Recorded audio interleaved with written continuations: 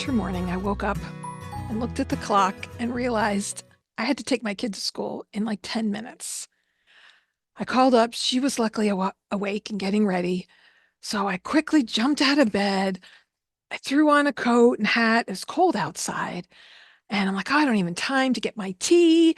And I got to get to a meeting later today. And oh my goodness, let me just get my kid off to school. It's cold out and I'm buttoned up and zipped up. And I grabbed a granola bar and get out the door. And like, come on, we got to get going to school. And I almost forgot my purse. And I grabbed my purse and I'm like, oh, I hope I have what I need. And I jumped in the car and I drive her to school, a little bit of traffic. We get there and luckily on time. And, she's frantic because we're running late. And she's like, why didn't you get up earlier? And I'm like, listen. So she's at school and I'm like, okay, I can breathe. And I'm like, oh, shoot, I need to pick up some food items later. So I'm like, okay, I think I have time. I can go to the store. And I'm like, oh, okay. I got 2 hours. I got that meeting on the other side of town I've got to get to. So, all right, what am I going to do? All right, let me go to the store. Oh, yeah, there's a tea place in the store. Let me get something to drink. Oh, take a breath for a minute, Gina. It's going to be okay. All right, go up through the grocery store and got the different things that I needed. And I got in the car and I'm like, oh, okay, I've got some time to spare. I can just get over there early. I'll be early for my meeting. I can go in the bathroom and just freshen up a little bit. And like, okay, I can do this. I get back in the car and drive over to the building and I get out and taking some slow breaths and I go into the bathroom. I'm like, okay, I can do this. I got meeting in just a little bit and let me go up to the sink here and gonna wash up and wait a minute. Wait a minute. I'm in my pajamas? Oh my God, I got a meeting in 10 minutes. I can't go in like this. Well, hello, this is Don, And this is Gina with Focused Healthy Family. and today is podcast number 154, and we're talking about false evidence appearing real. I'll turn my sound down. Our sound is a bit much today for some reason. So we're talking about fears. Has anyone not heard that acronym before? False evidence appearing real. So in our mind, if we're convinced that something is happening, it's like it's happening, that fear is real. And who hasn't had that dream where you go to school or you go to work and you forgot to get dressed and you're in your pajamas? Have you had that dream before, Don? No, never. Of course, I have. I've climbed hills. I've, worried about my child and my children while I'm up trying to climb hills and save them up. Uh, Our Before we fe- go too much further into it, I want to give today's tip. So today's tip number 30, coming from Caregivers 101, book by Mike Collins, 101 Ways to Keep Caregiving from Making You Crazy. Let me close this up. So tip number 30 is about power naps. Since we were talking about dreaming and waking up from it, I thought this one might be good. It's a little long here, so let me read it. Fatigue is the enemy of effective caregiving. It can lead to everything from breakdown in your immune system to making mistakes when giving medications to the care recipient. If possible, take short naps when opportunities present themselves. President John F. Kennedy was a wonderful advocate for short naps, sometimes known as power naps or combat combat naps. Short sleep periods can help you maintain energy during difficult times. Look for periods of the day or night when you might consistently find 15 to 20 minutes to take a quick nap. However, if you sleep longer than 30 minutes, you may find yourself slip into a deeper REM sleep from which it is harder to awake. Also, coming out of a deeper sleep may find you groggy and slow to get started. Longer naps may also mean that it will be more difficult to fall asleep at your usual bedtime. Many professionals use power naps to allow them to work longer and more efficiently. I've always heard that about power naps and thought, how do you nap for just 15 minutes? Um, and for me, I'd need to set a little alarm to do so. Have you been able to ever power nap, Don? Well, it might mean it may not be like falling into a deep sleep, but just really calming yourself and going a little bit deeper than you would just from meditation, but not necessarily going deep into Not deep sleep, but napping is napping. It's your sleep, you're not awake. Have you ever I don't taken a know. short nap? If I zonk out for a nap, I'm out for a while, Oh but yeah, that's exactly, I go past that half-hour mark and into yeah, a deeper sleep. And sometimes it's well needed. Sometimes it's a sign that, wow, I'm that exhausted that I really need more sleep. yeah, and so yeah, it just it all depends. But so today we're talking about false evidence appearing real, better known as fear. Um, So we have fears that we have every day. Dreams can, manifest as our fears that we're having. Our fears can manifest in our dreams. And, it can range from everything from just something personal, like, not getting fully dressed, or um, I used to dream that I was somewhere and I didn't even have a shirt on. Forget the yeah, pajamas. go to school without pants on. I think I would, Um, what my biggest fears was when the kids were little. I would, the one where our oldest, I should say, was just a baby and sitting on top of a sand-hilled mountain, and I'm trying to climb up to him to get to him, while at the same time a bulldozer's heading towards him, and I don't think I ever.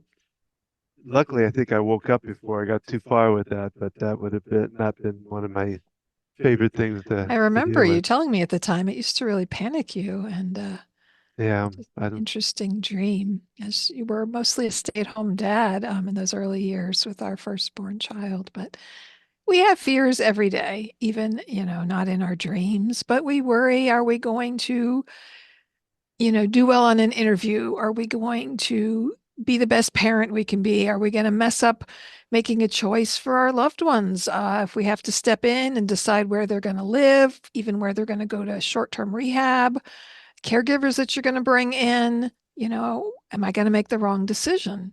And fear can really paralyze us and stop us from moving forward. Well, and what I did a little bit of lookup of some of the fears. I focused towards the aging population, but a lot of them fit everybody in a way. But the one of the first ones they talk about is financial fears. I mean, and it's not just one type of financial fears. It's, are they going to have enough for retirement? Are they going to have enough to pay off their bills? Um, eh, they worry about medical bills. Are medical bills going to collapse them? We've seen some of that kind of stuff, even ourselves, that you get medical bills, and we've had a lot of good success with companies come in and help us to cover those. But yeah, even if you But they have can a health be, insurance plan, you might have other costs associated with copays that can really add up over time. If it covers 80%, 20% can be a lot of money if you're in the cardiac intensive oh care yeah, unit for six my gosh, days or my last one was 12 a hundred days. and thirty thousand dollars, of medical bills, and so far we haven't seen what our part of it is, but it's going to be probably be 3 or 4 thousand, maybe, possibly. Never know. So financial fears, financial worries. I mean, most of us have these at different times in our life, whether it's having enough money to start that family or having enough money for one parent to stay home or, um, Well, the one I listed, the third highest financial fear was about identity theft, mm. worried about somebody stealing their identity. And that is so common. The senior population is being targeted actively with Yeah. all kinds of false scams, clicking on an email, taking you. I mean, it can be that simple. Well, learning to Saying say yes, yes like on you the said, telephone, automated message calls. And if you say yes, they take your voice and use that, to access different things. Don, you've had your identity stolen. a couple of times actually. Um, You know, yeah. first time was just little bit more simple. It was the AT&T, but the last time it was they stole my Social Security. They stole everything. And we don't Yeah. even know how it happened, but how did you Yeah. find out about it? Well, it's neat to know that there are people out there that care enough to stop it because I had a car dealer. There was these people were trying to buy online, and you can do that now. Um, but this guy happened to notice. He just said, "I just noticed something odd about what they were saying." And he said, "So I thought I would look up your identity and see what shows up."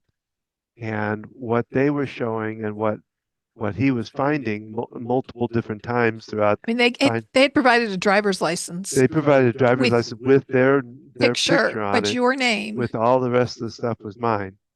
And he said that it just sounded really weird. And so he called and found our number through, I think, our website or something like that, and called me and just asked me about that. And of course, I knew nothing of it when it came about it, but then after researching it, I found they had called 3 or 4 different car dealers, and he just happened to be one. And most all of them were turning it down because they weren't getting the information they needed, which is fine. But then what I had to do from then was, Hmm. I called the police department. I had to go through and find a security company. I had to change all my Pa- domain or Usernames and usernames and passwords. stuff. It was not, and they still really have the information out there, I guess, but they're not able to use it now because I've secured my identity. Yeah, I mean, we did a lot. I mean, we have all these, credit card and bank accounts and Yeah. all these things. We had to go in and change usernames and passwords because we joint accounts. And I remember um, you had to put a pause on our Well, credit checks all and three of there's 3 credit bureaus. scores, yeah, and each one I had to go in and do a freeze to it. 2 of them you could do online. One I had to send a letter in, and it puts a temporary free, not a temporary, it's an ongoing one. All I have to do is be able to sign into it to unfreeze it. Like when we bought the house, we had to unfreeze it for I think 2 hours while they got the information. I sealed it back up. So it's a lot of work. Um, and I'm guessing I'm pretty safe. I've got, a protection company that's watching my stuff for me, apparently. But still, you don't It know. happens And easy. Do you tell the story the first time it happened? You got a phone call. it, That it they was said they from were AT&T. AT&T, and I'm trying to remember. I They don't think they needed, got Social Security, but they they got, said, give me your phone number. We need you to send this password to us we yeah. have to fix your account. And he does all this at the time. And at the time we had AT&T for our internet. I don't know. Whatever we had, we didn't even have We it did have one, but it wasn't for what they were calling on either. That was right. which I didn't catch on And right away. And luckily our son caught it, but they it were they was were trying to not buy a phone it and was not and AT&T. They put a phone yeah.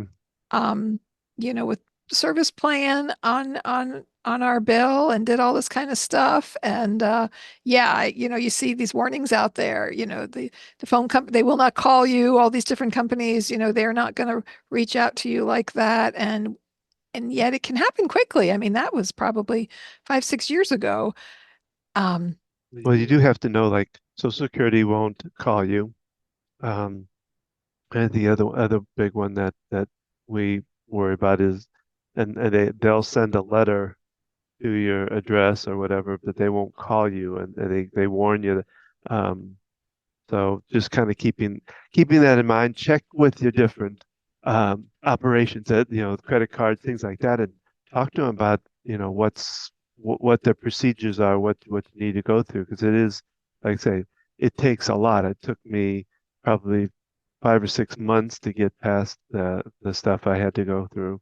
and when So we're helping our seniors, they might be gullible, they might not be as savvy and may easily fall to some of these things. I remember talking to someone and they were just feeding into all this information and they could not convince their parent that these were scams and they were getting scammed. And it can happen in so many different ways. And with the internet and information, and, people say, oh, I don't want to put my information on the internet. And Well, that it's already out there. I mean, yeah, it can be it's hard to accessed. It's hard to not be out there.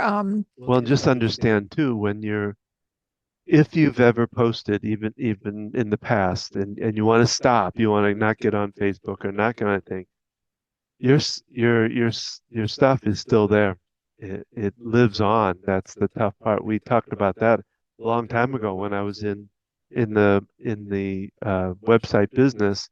We talked about that at the very beginning because we talk about your great grandkids, they'll be learning about you from the internet, and you have to really be careful of what you put out there. And I've put some things out there myself that were not the smartest things. Of putting addresses out there and things like that sometimes that are not good. So So fears, they yeah, can paralyze us. They can um, cause havoc. We can get where we don't trust anyone because we're worried. Oh, I can't let anyone in my home. I can't let a caregiver in my home because they're going to rob me. Something bad's going to happen. yeah, It can take over and prevent us from doing what we need to do and finding help, right? And trust goes hand in hand with these fears. the next one on there was the loss of independence, Mm, giving up the ability. There's a couple different things on there about independence. There's one about independence, but losing functionality and health and being able to do capable things around the house and things like that, that are big fears for people. And we've kind of talked about that in sure. past And before, but and and that's something that can actually happen, right? With people, mhm, fear of falling. Um, that's a big one on here too. I see this with people, maybe they've already fallen, they've broken something, they come to rehab, they're so tense and so anxious that they don't want to stand up, they don't want to try, they're just too afraid to move forward, and that fear can really prevent them, from progressing and moving forward. Um, Yeah, well, and functionality is both the physical stuff, but it's also, like I said, just being able to get around your house and do things in your house and clean up or whatever, and a loss of that can be really detrimental because that could mean too that you can't live at the house, mhm. and that's that goes with one of the fears too, Not being uh, able to stay not being able home, to stay at home, having and to move to a nursing home. There's quite a large population out there that still pictures kind of what nursing homes used to look like back in the 80s years ago, and that they stink and they smell and they're not clean, and just the stigma that can go along with it. I mean, even further back, people have those fears about hospitals. There's people out there, don't want to go to the hospital. yeah, People die when they go to the hospital. I had a great uncle who I think died of a hernia because he just wouldn't go to the hospital.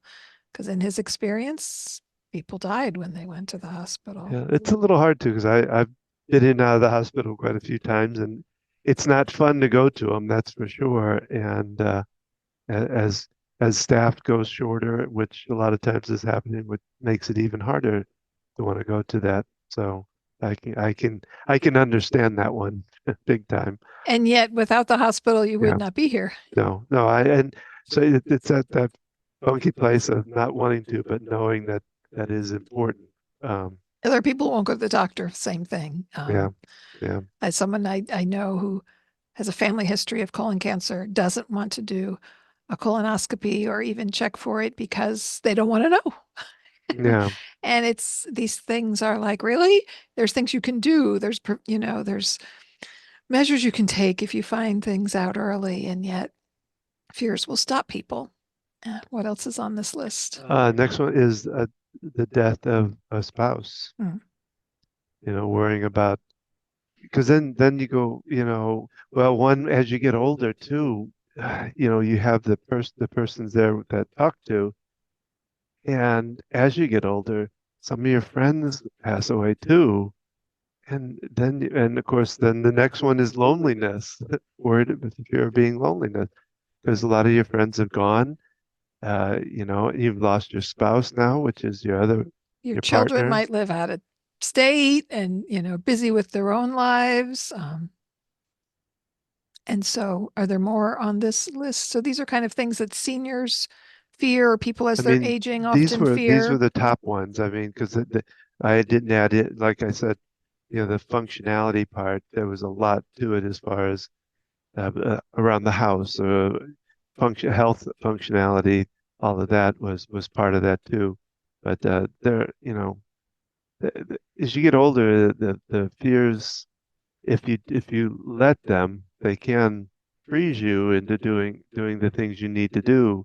And I hope for myself that I was in rehab this morning and watched some of the people there, and some of them look very fearful in what they're doing, and they're working out, but I don't know, you can just tell those persons that are I don't know, very in fear and worried about stuff. And I watched one poor guy, he was doing exercise, and I thought he was going to collapse. Mm. And I just looked at it like, uh, anyway. Were you fearful for them? Were you Yeah, fearing I was very, them not making it through? And well, the I was watching him and I'm going, and he's barely standing. We were doing some exercises at the end where you have to do, I think it was bands or something. And I'm just watching it. I'm going, God, I hope he doesn't collapse during this, but he made it out fine. And I didn't see him there today, so I'm not sure, but anyway. thinking about other fears, I have a grandparent no longer living, but was so afraid of flying. His daughter was a flight attendant for a while, and they could have flown places for free. And he didn't want to go anywhere. He was afraid of flying. I remember visiting at their house, and he'd be like, walk on the other side of the street. Don't walk on this side of the sidewalk because there's an overhead power line, and overhead power lines can fall down. And just, you're going to watch the corners, and even the corner of a piece of paper, you can get a cut. And just this Yeah, he long he had list a of long. things. And he didn't go places. He didn't venture out to do a lot of different How did they things. come to our wedding? That I think about that because he came down. He Probably one of my Did he uncles drove drive down? them. Okay, I can't Probably, remember. probably one of my uncles drove him down.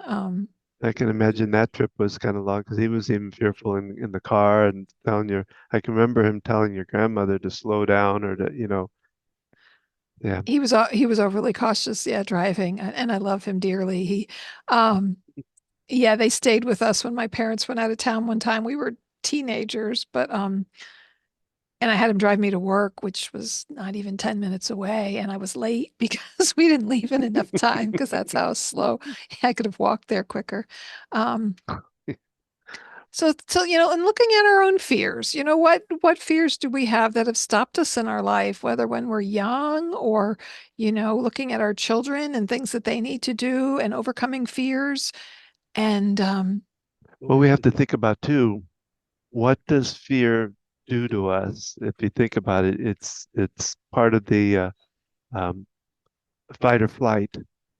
When we get into fears, and a lot of people don't think about this, but I talk about it a lot with is one in our body, it builds up chemicals like cortisols and adrenalines, which, what fight or flight came from was from, I guess, probably from the back in the days of the it's our reptilian brain, it's our survival survival, from instinct, which we still need at times, but back, yeah, it it was for when a possible tiger was going to attack us, and we had to figure out whether we're going to fight, flight, or freeze. freeze, Yeah. you know.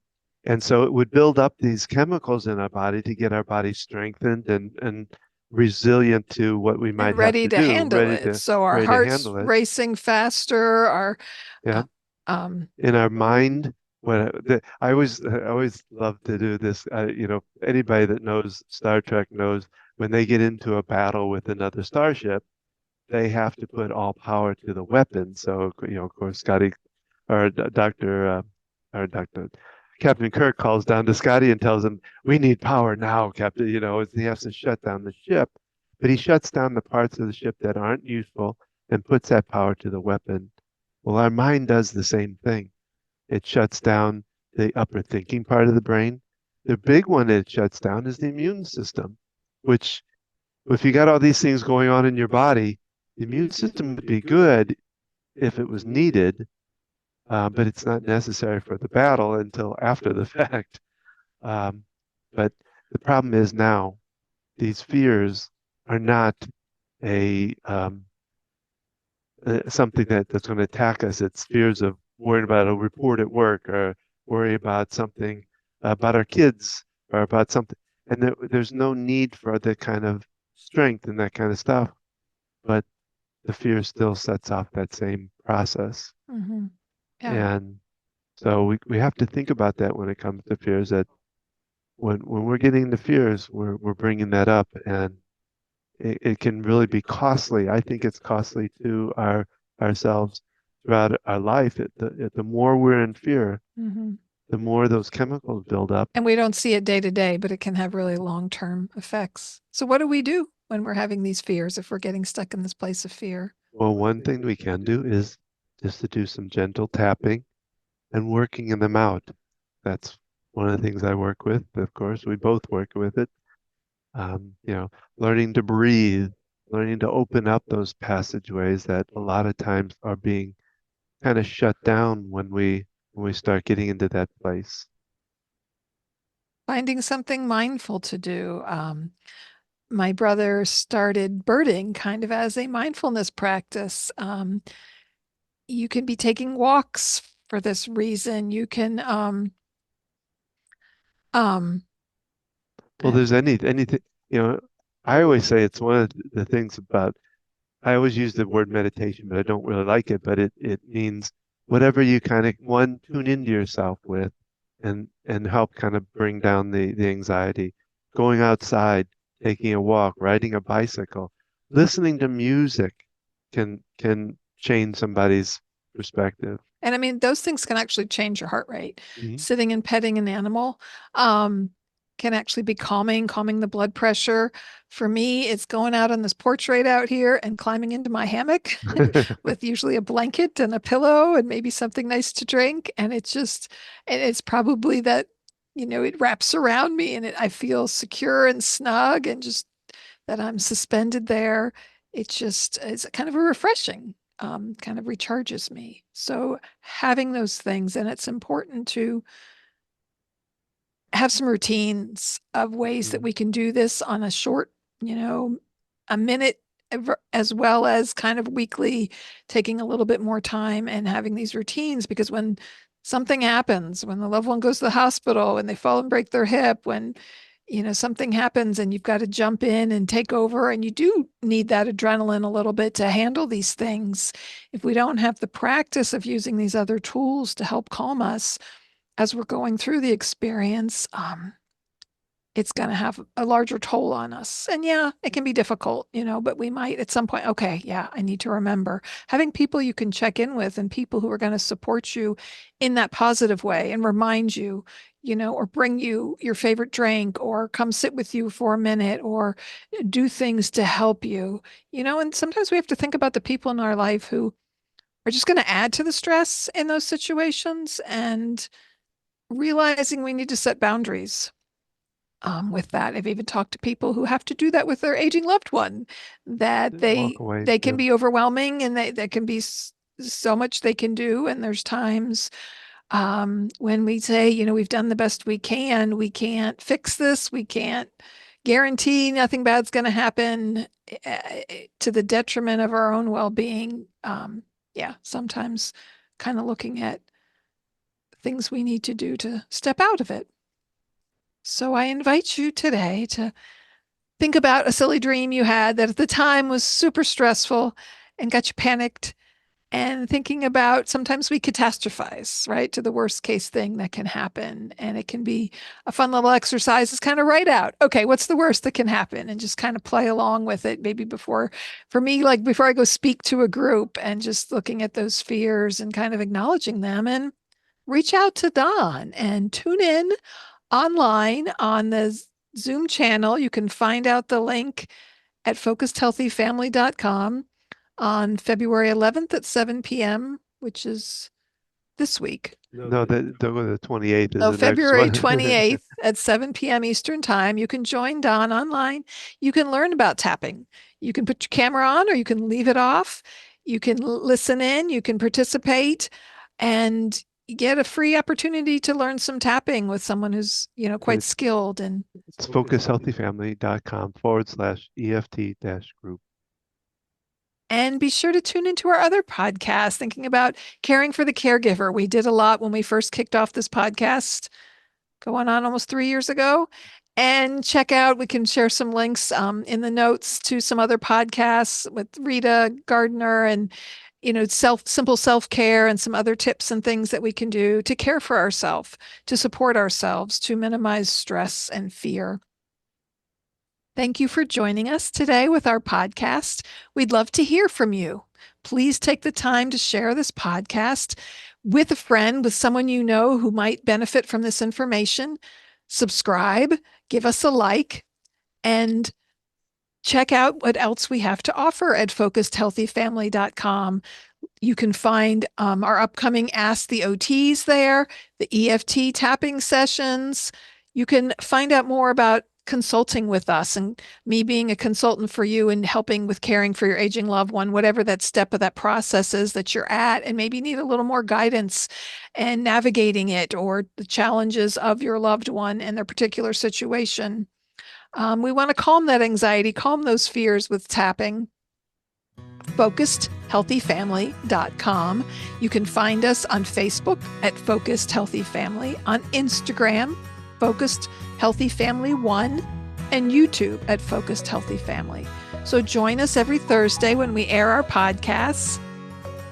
And remember, how we speak to our children, our loved ones, and ourselves today shapes their future and ours.